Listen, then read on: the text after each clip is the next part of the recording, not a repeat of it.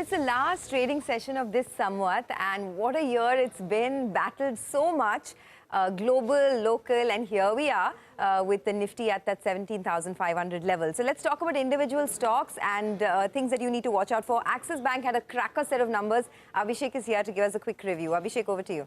Well, Sonia, to begin with, is firing on all cylinders for Axis Bank. To begin with, net interest margin is at 26-quarter high of about 3.96%. The gross NPA ratio X of RBI dispensation quarter is perhaps the best in last 26 quarters, and net NPA ratio is perhaps the best in last 28 quarters. So best return ratios in 7 years that you are seeing for Axis Bank, with ROA of about 1.8% and an ROE of about 18.5%. CASA ratio, or the low-cost deposit ratio, at 46.2% is the best that you are seeing in last 16 quarters of 4 years. On the weaker side, the deposit momentum has slowed down to about 10.1% on a YOY basis, which is the weakest in last 6 quarters, but no taking away from the fact that it's a huge beat on PAT versus our poll. They have come in at 5,330 crore. We're working with a number of close to 4,344 crores. Back to you. Okay, all right. Thanks a lot for that, Abhishek. Well, Mangalam, coming across to you, probably the stock of the day, ITC. The street was sensing it, but those numbers, smoking hot, I'm guessing. Smoking hot stock of the day, and has been the stock of the year so far as well. 57% jump on that. You guys were talking about memes on Liz Truss, etc. Don't forget the memes that ITC's underperformance had on Dalal Street as well, and it's the believers who are laughing all the way to the bank, because the stock has, the results have fired on all cylinders, and it is led by the cigarette business itself. Revenues at 16,100 crores, largely in line with expectations, but it's the operational performance and the net profit which has beat expectations by a mile as well. The cigarette business out there, the revenues grew 23%. The street was working with a number just around 16 to 18%, and that's led from the front. And add to that, FMCG revenues also grew 21% as against expectations of 10 to 12%. All the other verticals of the company, hotels, agri and paper, did extremely well. Some beat parameters or some met just the lower end of the expectations. Cigarette volume growth of 20%, FMCG margins being stable year on year and growing quarter on quarter despite inflation is something that the street should like. And despite the rally, the stock is still trading at 21 times, so it's at a discount to the sector. Continue to see some bullishness on ITC. All right, Mangalam, thank you very much for that. We'll watch out for the stock reaction. But Bajaj Finance is the other one which reported earnings. Abhishek is here with details. Abhishek. Well, it's a good set of numbers coming in for Bajaj Finance, Prashant. AUM growth on YOY basis at about 30.8% is perhaps the best that you are seeing in last 11 quarters. The gross NPA has come down a bit to 1.17% when compared to 1.25% in the previous quarter. The NII growth has been pretty good, about 31.2% YOY and about 5.5% quarter on quarter. Calculation shows that there might be a 20 basis point decline in the net interest margin on a sequential basis, but no taking away from the fact that robust growth in PAT is seen about 88% YOY and more than 7% sequentially. The return ratios are strong with ROA at 5.4% and ROE at 23.6%. Back to you. Okay, thanks a lot for that. So that's a decent set of numbers coming through from most of the large players. Let's find out how Tata Consumer did this time around.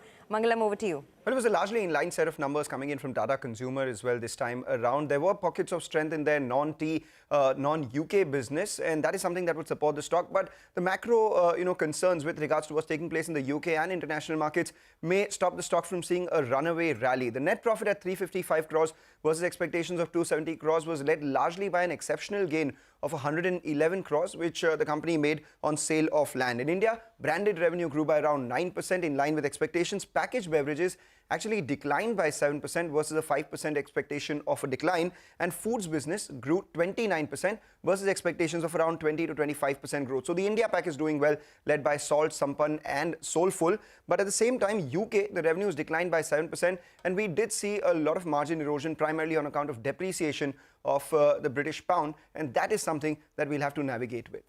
All right. Okay, Mangalam got that on Tata Consumer, but let's get to a little bit more interesting company. That's United Breweries. I think the beers will be in focus in the next few days, but Surabhi, the past quarter wasn't that great?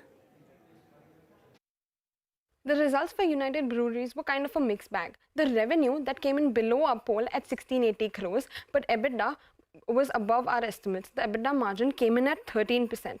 Gross margin saw a contraction of nearly 5%, but that was expected due to the inflationary pressure.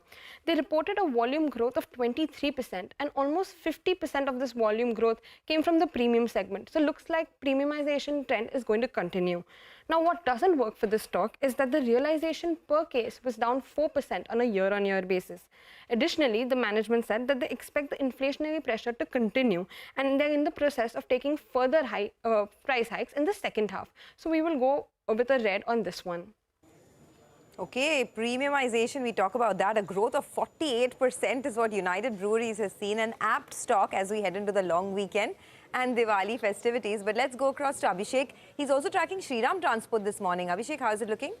Well, Sonia, CV sector has done well in Q2, and it's a superb quarter from Shriram Transport. The highest ever quarterly disbursements coming in at close to 17,800 crores, up about close to 20% YOY and about 6.6% sequentially. The AUM growth on a YOY basis is the best in last 15 quarters, and sequential growth is the best in last 17 quarters. The net interest margin is at 11-quarter high, close to about 7%, which has driven the return ratios as well, who are the best in last 11 quarters, with ROA at 2.66% and ROE at 15.6%. Both in terms of NI and PAT, they have beaten our poll. Back to you.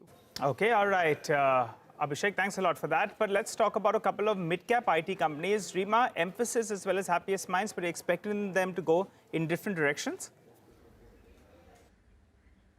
Yes, so let me start with Emphasis, slightly softer on the revenue front. So it's a constant currency revenue growth of 1.8%, which is lower than what many of the mid-cap peers are reporting. That said, margins at 15.3% are flat on a sequential basis and in line with street expectations. Happiest Minds has had a fairly steady quarter, a dollar revenue growth of 5%. Margins also maintained sequentially at 25.5% and a profit jump of about 5.5%. So broadly steady, but only in the case of Emphasis, the revenue growth has been slightly lower than street expectations and also lower than what peers are reporting. So that's the reason I'm going with red for Emphasis. Back to you. Rima, thank you very much for that. Dixon is the other one which reported earnings. Vahishta is here with a report. Vahishta.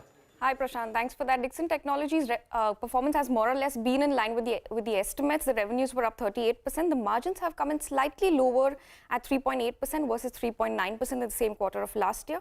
Now, in terms of segmental performances, mobile and EMS division has been the best performing segment in this quarter, with revenues more than doubled to 1,600 crores. And this division now contributes 41% of the total revenues versus 21% in the same quarter of last year. Home appliances has been the second best performing division, with revenues up 62%, lighting products revenues were up 27%, security systems revenues were up 19%, and consumer electronics revenues came in more or less flat at approximately 1,500 crores, and its contribution to total revenues has contracted to 39% versus 53% in the same quarter of last year. The management has guided for FY23, when the revenues are expected at 15,000 crores.